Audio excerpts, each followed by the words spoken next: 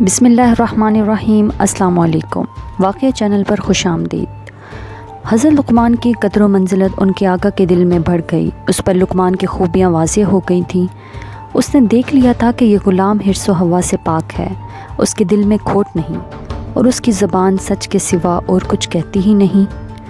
بظاہر امیر لقمان کا آقا تھا، لیکن حقیقت میں وہ ان کا غلام ہو چکا تھا۔ اسے حضرت لقمان سے یہاں تک انس ہوا کہ جب نوکر چاکر اس کے لیے کھانا لے کر آتے تو وہ سب سے پہلے حضرت لقمان کی خدمت میں بھیجا کرتا تھا تاکہ وہ کھائیں، اور جو کھانا ان کے آگے سے بچ جائے وہ خوش ہو کر کھاتے۔ اگر کبھی حضرت لقمان کھانا نہ کھاتے تو امیر بھی نہ کھاتے۔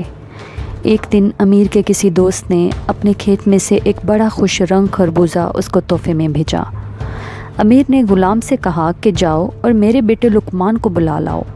امیر کا حکم پاتے ہی حضرت لقمان آئے اور ادب سے ان کے سامنے بیٹھ گئے۔ آقا نے ہاتھ میں چھری سنبھالی اور خربوزہ کاٹ کر ایک کاش حضرت لقمان کو دی۔ انہوں نے مزے لے کر وہ کاش کھائی۔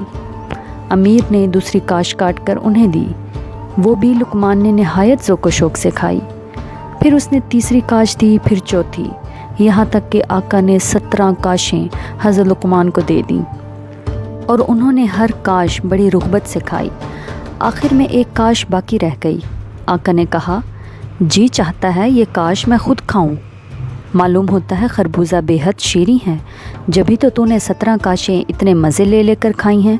حضرت لقمان نے وہ آخری کاش بھی کھانے کی خواہش ظاہر کی، لیکن آقا نے نہ دی اور اپنے منہ میں رکھ لی۔ کاش کا منہ میں رکھنا تھا کہ سارا منہ حلق تک کڑوا ہو گیا۔ اس نے جلدی سے تھوک دی اور پانی منگا کر خوب کلیاں کی، لیکن دیر تک اس کی کرواہٹ نہ گئی اور منہ کا مزہ بھی خراب ہو گیا۔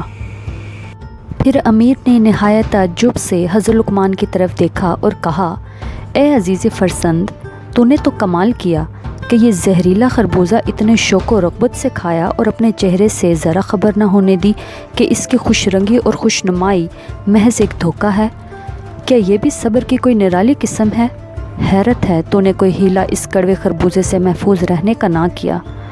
اتنا ہی اشارہ کر دیا ہوتا کہ یہ ناپسندیدہ ہے اور مجھے اس کے کھانے میں عذر ہے۔ حضرت لقمان نے ادب سے جواب دیا، اے آقا، کیا عرض کروں، کچھ کہتے ہوئے حیا آتی ہے۔ میں نے ہمیشہ تیری نعمت بخشنے والے ہاتھ سے اتنا کھایا ہے کہ مارے شرم کے گردن نہیں اٹھا سکتا۔ یہ سوچ کر تلخ کاشیں کھائیں کہ جب تمام عمر اس ہاتھ سے انواع و اقسام کی لذیذ نعمتیں کھاتا رہا ہوں تو سد حیف ہے مجھ پر کہ صرف ایک کڑوا خربوزہ کھا کر ادھم مچانے لگوں اور ناشکری کا اظہار کر دوں۔ حقیقت یہ ہے کہ تیرے شیریں ہاتھ نے اس خربوزے میں تلخی چھوڑی ہی کہاں تھی کہ میں شکایت سے اپنی زبان کو آلودہ کرتا۔ دوستو، واقعہ پسند آیا ہو تو اپنے عزیز و اقارب کے ساتھ شیئر کیجیے، کمنٹ سیکشن میں اپنے قیمتی رائے کا اظہار ضرور کیجیے۔ چینل کو سبسکرائب کر کے بیل آئیکن کو ضرور دبائیے تاکہ ہر آنے والے واقعات اور سیریز آپ تک ضرور پہنچیں۔ اپنا بہت سا خیال رکھیے، دعاؤں میں یاد رکھیے۔ اللہ نگہبان۔